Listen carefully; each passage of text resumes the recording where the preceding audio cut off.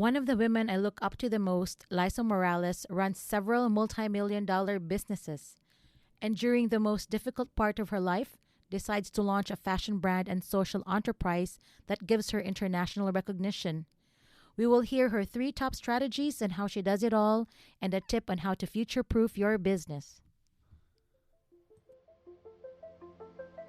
Welcome to the Architect My Life podcast. I'm your host, Aya Shlachter, CEO of MGS Global Group. We provide on demand drafting services to overwhelmed architects and design firm owners. In this podcast, we talk to successful women firm owners about challenges to running a business while balancing their lives. My company's mission is to help architects and designers maintain a healthy work-life balance. Architect My Life is where we learn how to achieve your goals through genuine stories and conversations with successful women in the industry.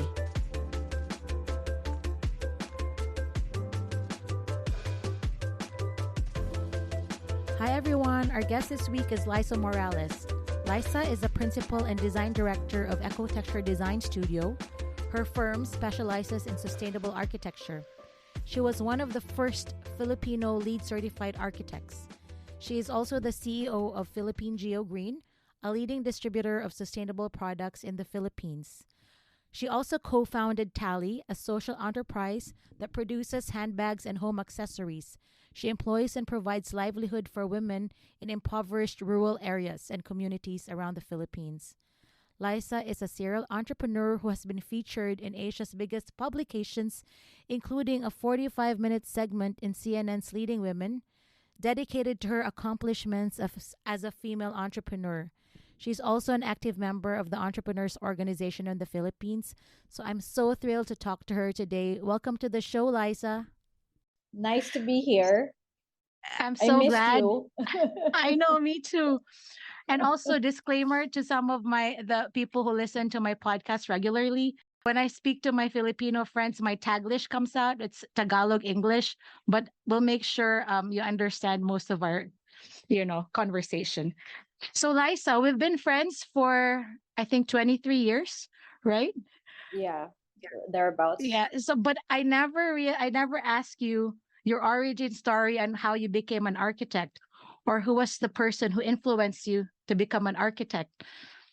Okay, that's such an interesting question. Actually, it's not really like by choice. I kind of feel that it was like by default that I became an architect. I come from a long line of, professionals. So my grandfather was one of the first, structural engineers in the country.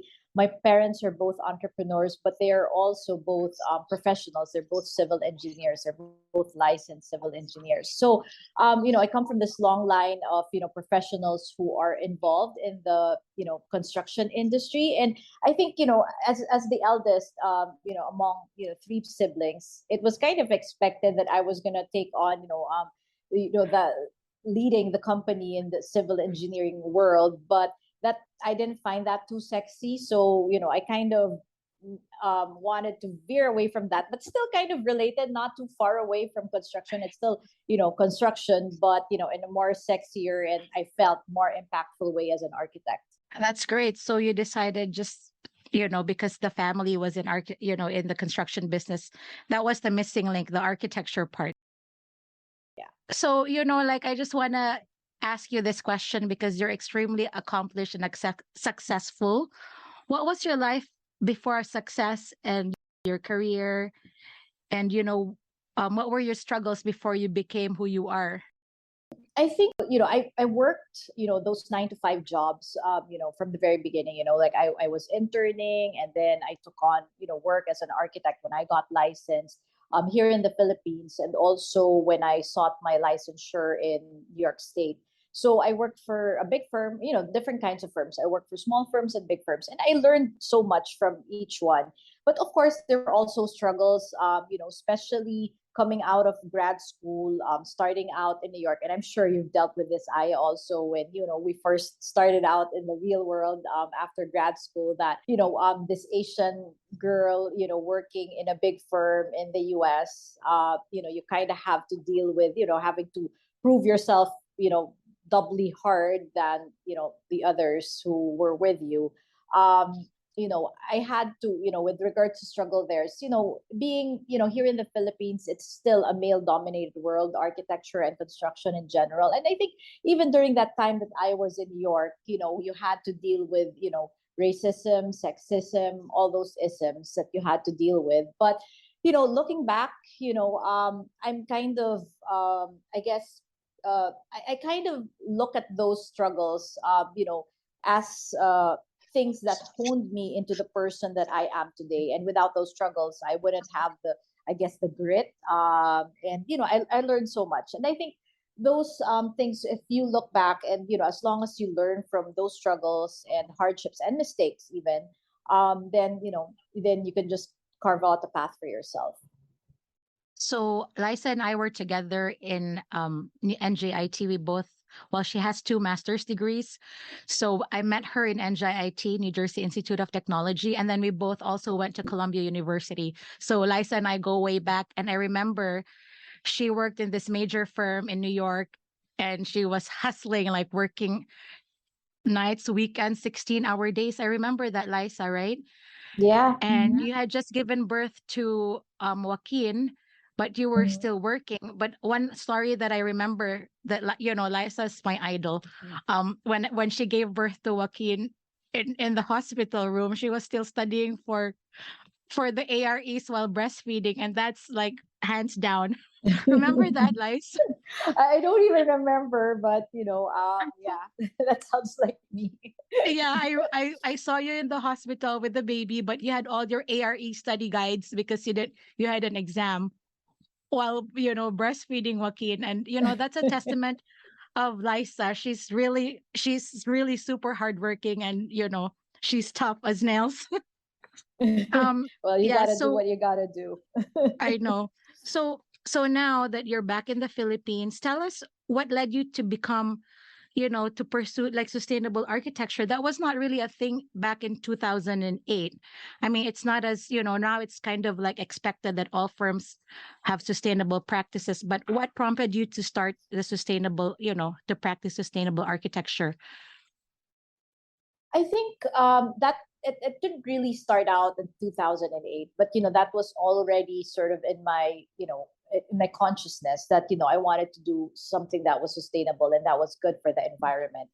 As architects or any designer, you kind of I at least me personally, I felt that guilt that here we are sort of ravaging the earth and building things and destroying you know greenery and stuff like that.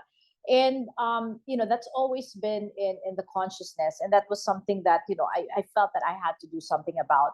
But I guess what kind of what sort of tipped the scale for me was when my firstborn child Joaquin was born. That kind of made me think that what am I doing really, what am I leaving behind as a legacy, when I guess that happens. I as a mother, I'm sure that's kind of like what you think of, like when you have children, what kind of world are you leaving behind for your kids?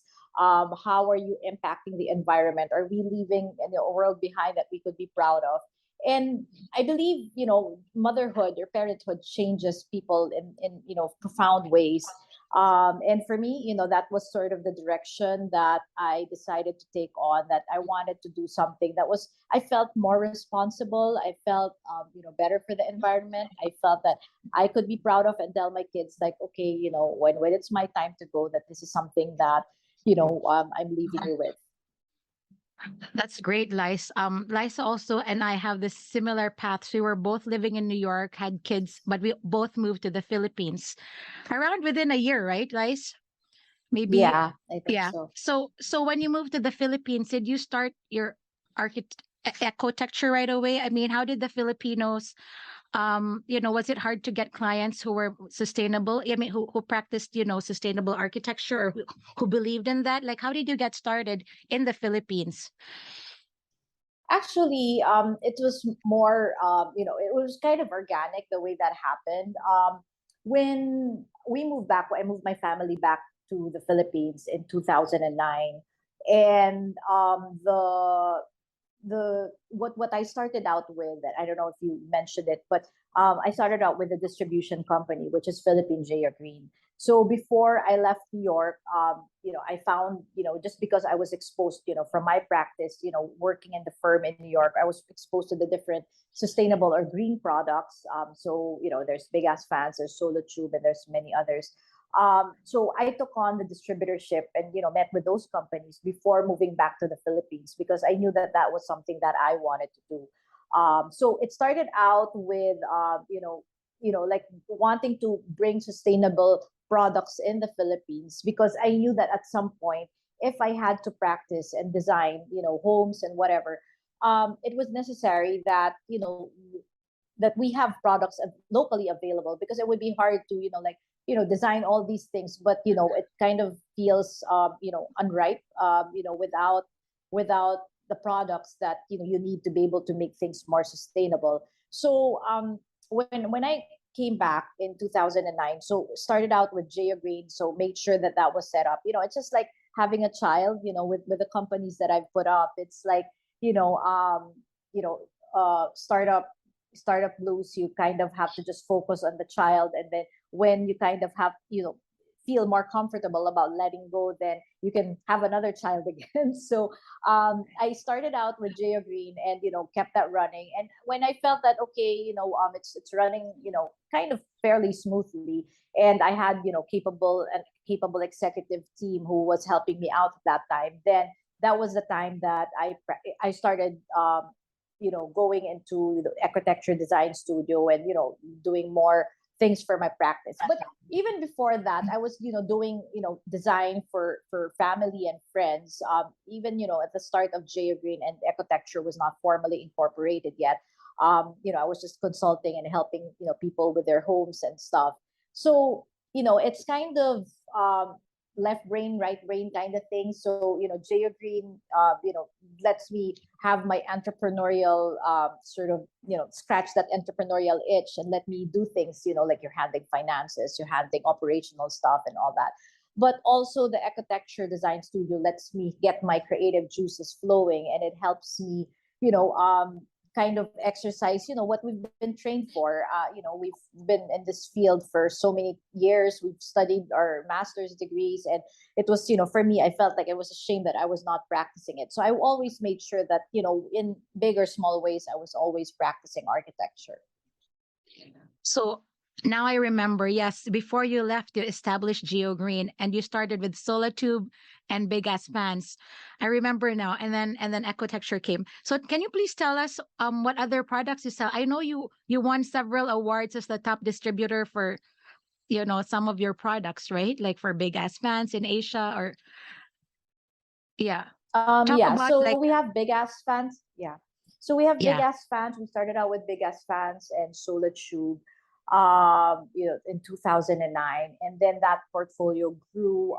So, we don't really try to distribute so many products. It's just like we want to be able to focus on, products that we felt complemented each other. So we make sure that we're just, for example, if we're doing fans, it's just Big Ass Fans, and we're doing other things that complement that. We have a very, sort of, strong value system, or culture in the company, is that, we all, even everyone here, all our sales members of our sales team and managers, everyone in the team believe, that our products are the best, and we really source and vet and, make sure that we check out each and every product. And that doesn't feel right that you say that your product's the best, but you're also selling the competing products. So we just make sure that we just feature one for each category, and that they complement each other. So we have Big Ass Fans, we have Solid Tube. They're both from the US. We're the exclusive distributor for all those, for all the products that we carry. We also have, Fresh Air UV, which is out of Jupiter, Florida. Fresh Air UV is, a sustainable product as well. It's basically a UV system that you incorporate in your air conditioning system to make it function more efficiently. And it also cleans the air. And that kind of was born out of, that was sort of our pandemic pivot. Because of COVID, there was this need, to, disinfect the air. So that just was, something that happened recently. And it was kind of like a response to, what was needed in the country at that time. So, we're carrying that, and, it's doing really well. A lot of companies have embraced, having cleaner technology inside their offices and, establishments. So aside from fresh air, another company or product that we are distributing is Fimmer, which is out of Italy. So it's like one of the leading inverter companies. So, it's for photovoltaics or solar panels. So they're a very forward-thinking company, and I like it because they're the only ones who actually have, what you call as, I'm not very techy, but okay, so they can actually you can actually sell to the grid. So they have the inverter that allows you to convert and your electricity and be able to sell it back to the grid using cryptocurrency. So it's like one of those very Oh, advanced technologies that's like crypto ready, and then that's kind of like, to me, mind blowing. So they do solar inverters for grid tied installations and off grid installations, but they also and one thing, a product that we're launching in a few months is the EV chargers, because EV cars are slowly picking up here in the Philippines. So we want to make sure that homes, offices, groceries, malls, how in the States you go to a shopping mall and you have EV chargers, you could just plug your car in. We unfortunately we don't have that yet. So we're in the process of launching that soon, and we're really excited about it. oh wow, that's really exciting. Nice. Can you hear the passion in her voice? I love the way Mm. she talks about all of her products, and it's all over the Philippines actually.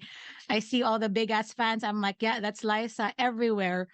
Um so just a quick question, because a lot of us creatives, architects, we were not trained as businessmen, or we weren't trained in business. How did you learn, your business sense? Where did you get, your business savvy? I guess, well, I'm still learning. I wouldn't say that, I, I know everything there is about business, but I guess what sort of like planted the seed in my mind are my parents. They've both been, as I mentioned earlier, they're both professionals. They're both civil engineers, but they're also very entrepreneurial. Like between my parents, they have like 15 companies, that they've set up from the very beginning. And I guess just having that, it's like, learning by osmosis, just like being exposed to those things day in and day out. My parents would pick me up from school, and then I would hang out in the office, which was like right beside, our home. So, I would just like hang out and play there. But, little did I know that I was actually picking things up just from the conversations of the people around me.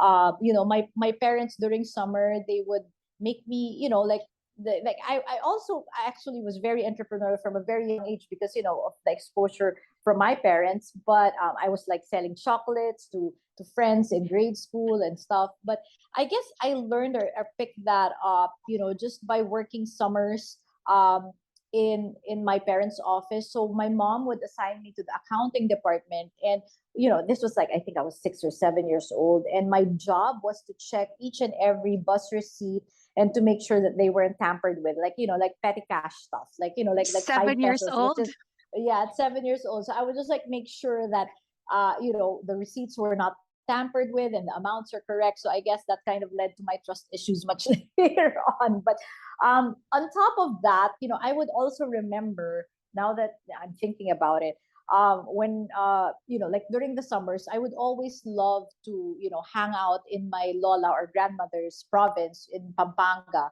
And my grandmother, she lived by herself, so I would like keep her company some summers. So I would spend like a month or two with her, and she made me help out. She had this little grocery, or what you call a sari store, like really like mom and pop, like where you buy the essentials right beside the church. And I was there, just like manning the store, at a very young age, collecting from people. And there were like people who would like buy things on credit, and I was like so strict. And like my lola or my grandmother was telling me like, oh, it's good when you're there because you can actually collect, because they can't say no to you and stuff. So I guess that kind of made me the entrepreneur I am today. But of course, those gave me the basic skills and that entrepreneurial drive or passion. But of course, you and I know that there's much more to entrepreneurship. I mean, you have to know how to read your your financial statements and all of that, we didn't really learn in school. And I think a big part of my growth as an entrepreneur is my membership in the entrepreneurs organization, and the having peers struggling through the same issues day in and day out, and having that peer-to-peer network, and making sure that you have that support system, and just learning from people who have gone on the same path as you is such a big deal. And I think that's people who are you know hanging out with people who are always craving to learn more and grow more, I think really just helped to my development as an entrepreneur. So Liza is being modest. To become a member of the EO, you have to at least make $1 million at the minimum. So I'm just saying, becoming an EO member is really, quite an accomplishment already. I think you've gotten there, but it's also good to be around people who, who are more successful, or people who are striving to be, better, and learning from, your business experiences. So where did Tali come from? This is a sensitive time in your life. When you started Tali, there was a little bit of drama going on. I don't know if you want to talk about it, but I'm still amazed that Liza, she launched this bag company called Tali, made out of recycled straw material, and she employed women prisoners so that they can still make a living in prison. And her products are all over the world. She was in Paris, and it's in New York, in the fanciest boutiques. She started this business while there was a lot of issues at the back end too. She's also human, right? So can you talk about that a little? Yeah, I guess that happened during a difficult. It was like I was like at a crossroads in my life. I was going through my separation at that time, and of course there was so much turmoil, and you kind of if anyone, and I don't wish it on my worst enemy, anyone who's gone through a divorce or separation, it's just like the toughest. It really shakes you down to your core when you start questioning who you are as a person, whether you're capable, whether you can raise two children on your own, uh, basically grow a company, and basically just live life and do everything on your own. It kind of like shakes you after being in a marriage for so long. And this kind of happened during Tali Handmade came during this time. And I think the reason, I guess with everything that I do, it's kind of I guess intentional, but at the same time organic, like the way it happens. It kind of just, it's not like, oh, okay, I'm gonna have this company in X number of years. It was never like that. But there's always that intention in the back of my mind, and I would never really figure out until I feel that the timing is right and things just kind of fall into place.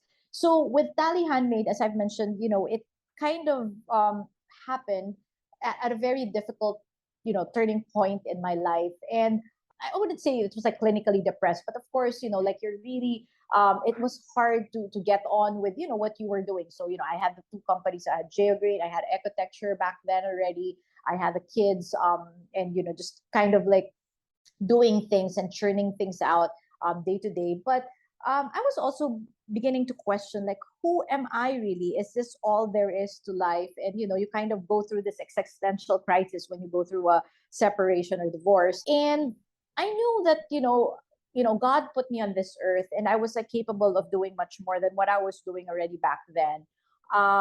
Owing to the fact also that I probably have ADHD, although it's not like clinically diagnosed. All serial entrepreneurs are to some certain extent, have ADHD. But when I started Tali, it was just like me wanting to do more and wanting to do better. It was like, okay, I was depressed, I was sad, I was going through this crisis, and I wanted to channel that in a way that was more positive. It's like there were days that I didn't want to get up from bed. I just wanted to just like stay there and not work. And it was like, what's going on with my life? It was like your life is just basically turned upside down. But I kind of like one day just said like, okay, I'm gonna like try to snap out of it and channel this into something. And it gave me the distraction to kind of focus, like once I felt that, okay, I'm done grieving, I'm mourning my marriage, I could channel that into something that was more productive. So that came about also when me and my friend, who's my partner in Tali Handmade, Marielle, we're both soccer parents, and one time in the soccer field while watching our daughters play soccer, we kind of said, hey, like, are you kind of bored with what you're doing day to day? And and I told her I came across this community, this basically prison or jail, where there are women who are skilled to crochet. And I said, we might be able to do something there. It's just like they do these handicrafts, but it's not at a level that you could really easily market. So maybe there's like we could teach them some skills and maybe help them with design. I mean, I had that design hat, or a design, I would say, background. I'm trained in architecture, but I've always felt that design is design. You can just like pivot from one field to the other, and it's just a matter of changing scales, medium, and magnitude. So I felt that, okay, maybe there's something I could still do as a designer, and kind of like go outside, pushing my boundaries. And accessories was something that never occurred to me that I would embark on, but it did happen. So we taught the women in jail how to create more fashionable bags, and women's accessories. And then it was picked up by people from the press, influencers, and all that, and it just came organically. And we represented the Philippines in Maisonette Objet in Paris a few years ago. And that to me was like a very, very big honor, and kind of gave you the validation, or gave us the validation that we needed, that hey, we're a legit accessories company, that people actually recognize us. And so that I think was a big deal. You talk about future proofing a lot. Can you explain that a little bit so we can learn from you in terms of what you mean by future proofing everything in your life? Future proofing, I mean, that's I think a struggle that every company or every entrepreneur, something that we all struggle with on a day-to-day basis. Nobody, unfortunately, has a crystal ball to be able to predict what will happen next. Like, nobody ever predicted. I mean, maybe Bill Gates did, but the rest of us in the world didn't know that COVID was going to happen like 2 years ago, and yet here we are. So for me, like my own definition, people might have their own personal definition of future proofing. But for me personally, I see it as like just maybe finding a way to stay ahead of the curve, keeping your ear on the ground. Like, I'm in my office right now, and I talk to my sales team. I get the reports every day, and I read each and every sales report. And people might think that's crazy, that it's too much work, but that allows me to have my ear on the ground, so that at least for our distribution company, I know, okay, what are their pain points, so that we would be able to react to it almost instantaneously. Because sometimes if you just get monthly sales reports, you don't really know what happens in between. And it allows me to see like, oh, we're working more with residential stuff. Maybe there's something more we could do. Maybe we can boost our social media with regards to the commercial and industrial segments or verticals. So it allows me to know where we're lacking and how we're reacting. We could react to things a little bit more quickly, just by having our ear to the ground. Also reading a lot, kind of seeing where trends are going. And I guess one of the things that's also important is that, like seeing the effect of the effects, just not really looking at what's obvious, but sort of like reading between the lines as to like, okay, so now that we have COVID, okay, what's next? Okay, I mean, there are like the obvious things, like people are going to be disinfecting more and all that. But then if you look at that, you kind of see like, okay, so people are disinfecting more, then what happens next? What's the byproduct of that, or what are the behavioral patterns or behavioral changes that will occur as a result of that? Like, will people replan their offices differently? So with my architecture practice, we've also stayed ahead of the curve in that sense, that like whenever we do residential stuff, we make sure that, okay, it's kind of like COVID ready, or pandemic ready, that they have isolation rooms, so that if people, those are the things that we never ever thought of would happen when we design. Like, you have a disinfection room right at the entry foyer, all those kind of things that make us change the way we design things. With restaurants, our value proposition is, again, we have our ear to the ground. We just don't design whatever the client tells us, but we sort of go over and beyond what we're expected to do as designers. Like, for example, we do a lot of restaurant work, and we know that, just being on Instagram and Facebook, you see how people take food posts, and that goes a lot into creating the mileage or the marketing mileage that these restaurants need. People don't really pay for ads anymore, but what makes restaurants go viral or makes them popular are the people, not even influencers, just the regular Joes who would post food posts on their social media and for friends and family to see. So we made sure that when we were designing restaurants, that the logos were embossed on the tables, so that when people take their food posts from the top, the branding is already there, and that goes, without them having to tag or geotag the restaurant. The branding or the logo is already there on the table, so that goes a long way, and people will already know, okay, this is that restaurant, without them having to post what it is. That's amazing, Lice. Later on, we can share all of your, company so people can see and see all your designs and Ecotecture and Tali, as well as Geogreen, because they have to see the things that you're doing. Talking about it doesn't do justice to the actual work that you've done, especially all of your projects. I mean, we talked extensively about Geogreen, but your architecture practice in the Philippines is also quite massive. You've done a lot of huge restaurants, resorts. What other things do you do, Lice? Like the Right biggest now, projects you have? Yeah. well, with the pandemic, it's funny because before the pandemic, we would maybe do like one or two homes for like clients a year. But our focus was mostly hospitality, so resorts, hotels. We would do office buildings. We would do a lot of retail and restaurants. But COVID happened, and we had to pivot quickly. So of course, the restaurants were not operating, so all our restaurant projects were put on hold during the pandemic. Hotels, resorts, of course, were not building, so that got put on hold. And offices also had to kind of tighten their belts because of for budgetary reasons during the pandemic. So that all kind of was stopped to a ground halt during the pandemic, unfortunately. So we had to take on more residential jobs. So we were at that time, from just doing maybe one or two residential projects a year, it grew to like almost like 15 homes in 1 year. As you know, residential is very involved. It's almost a different animal because it's very emotional for the owners. That kind of, was the sort of reaction to everything that was happening around us. And that kind of kept us afloat during those times. Well, what I, tell like our team, our design team, is that, we're not picky. We don't say that, okay, we're just going to do hospitality. We can't. I mean, unfortunately, that's a difference between the US and the Philippines. Like, the market here is so small, so you can't really be picky. Whereas in the US, you could specialize. If I worked for a firm that was just doing hospitality for 10 years, and you can afford to do that because the market's big enough, so you could, just thrive and just keep on doing that. Unfortunately, in the Philippines, it's not the same way. So you kind of have to be more flexible, and you kind of have to be diverse with your practice. So what I've told our design team is that we take projects on big and small.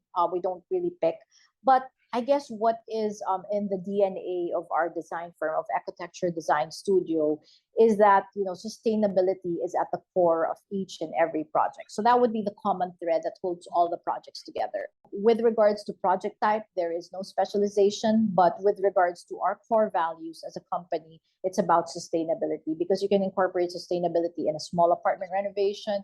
You could incorporate it in a master plan development. So that's something that we kind of hold dear and make sure that that's our focus for all the projects. Do you also educate your clients? What if they're not into sustainable architecture? Is that how you vet your clients?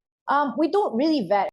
Like, I think there's always an opportunity to to work with people who even are not the slightest bit interested in doing sustainability, but it's just a matter of like reassuring them that, hey, it doesn't necessarily have to cost more to build green. So once you kind of ask them, like, first, if they're even interested, like how, there are like 50 shades of green as well. Like you can go light green and super dark green. Like what do I mean by that? Light green is like, okay, you'll do the minimal just so that, okay, you're kind of like helping the environment and reducing your energy consumption. But if you want to go dark green, which means that you're going to go full solar panels and, EV car charging system and all that, you can do that too. And of course, that's just a matter of, how much are you willing to spend. But it doesn't mean that, because there are things that, you could convince them that if it will bring down their operational cost because of the energy consumption. So if it's kind of like making them have them like do a paradigm shift, thinking short term and thinking more long term as to, operational expenses, then that's kind of the mindset that you kind of have to help them get into. Yeah, that's a good idea, especially when you have operational costs in the long run that you have to take care of. It might be more expensive upfront, but later on it will be more cost effective. So, Yeah. like one of the things that Liza is also really into giving back to the community. I know because we've been friends forever. Even her kids, like she's trained her kids to always give back. I think generosity is the key to success. So the more you give, the more you receive. I think Liza is extremely blessed because she's also very generous. As a friend, seeing Liza through for the last 23 years, she's always given back to the women, to the community. So I want to conclude this conversation with a question or two questions. So how do you manage everything you have going in your life? And can you give us your top three hacks? Most of the people who are listening are aspiring firm owners or entrepreneurs and business owners who are just maybe struggling with their company growth. What are your three top hacks or advice you can give to our audience? Okay. So, what this is one thing that, I want to share that I've learned the hard way. You kind of have, I guess people go through the stage that they kind of feel they're superwoman and they can't do everything, but you can't. You realize like your limitations. And I guess what has allowed me to do what I'm doing right now and get to this point, what I'm doing right now is, learning the hard way that I cannot do everything. And learning that for me, like a case of, having to eat humble pie and having the humility to know that you can't take on getting, when your firm or your company gets to, a sufficient size, having professionals help you, having a team of, consultants help you that are better than you, and you can't, just really admitting that you don't know everything is, for me, the biggest thing that was like, it was, I think, the biggest hurdle that prevented me from growing, at some point. And when I accepted that and embraced it, that, okay, I have to hire people, who are better than me, who are smarter than me, then that allowed me to grow my companies as well. Also, so that's the first hack. It's just like outsource if you can, and or get consultants if you can, but you don't have to take on the weight of the world, because you have to also, which is hack number two, is be self-aware as to what your strengths are and your weaknesses as an entrepreneur, a person, or any kind of whatever role or hat you wear in your life. And allowing that also allowed me to knowing that allowed me to focus on what I needed help with. So I've identified my strengths and weaknesses, and now that I know my weaknesses, so I'm like, okay, I would need help because I'm not a finance person, I'm not very tech savvy and all that. So I hired like a good financial manager who is my CFO and runs the makes sure that the finances are in check.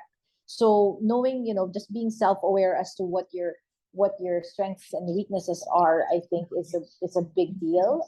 So that you can focus on what you love doing. And lastly, I guess the biggest hack is for me, it's worked for me, and this is something that I think allows me to do whatever I'm doing right now, is just having that sense of balance in your life.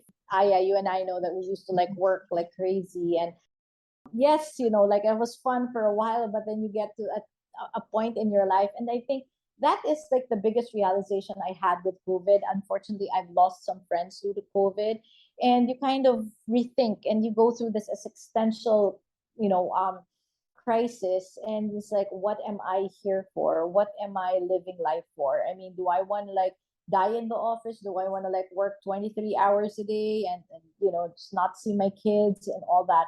And you realize like time is so valuable after after COVID. You realize that, and having lost friends and family to COVID, you kind of just have to be intentional. I wake up every day, like each and every minute of my day, I make sure that whatever it is I'm doing is something that I love. It's something that I'm passionate about, because it doesn't make sense to be unhappy with whatever it is that you're doing. If life's too short.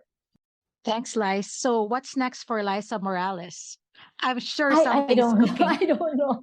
I don't really know. It's just like, as I mentioned earlier, it just happens. Things just happen organically. There are opportunities. I don't say, people come with me with opportunities every day.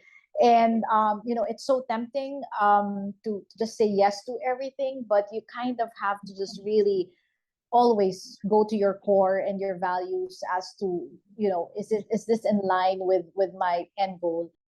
And that kind of just is my, I guess, compass, and that guides me in whatever I'm doing. It's easy to get distracted with so many opportunities that abound, but just really sticking to what you do best and what you love doing is, I guess, what helps me navigate that. To summarize our conversation, I see like a common thread is really your passion and purpose for you to succeed, right? And I asked you yesterday, if you were to sum up your life in a sentence or in a quote, what would it be?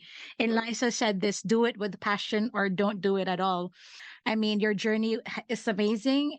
We all went through the same journey as an architect, working 15, 16, 20-hour days, going through some personal stuff, but you never fail to still give back. Liza has been one of my mentors and also really an inspiration to me. And I always look up to her for business advice, family advice. So thank you so much, Liza, for agreeing to be a guest in my podcast. And I look forward to seeing you in Manila soon. Cool. Thanks so much, Aya. This was fun.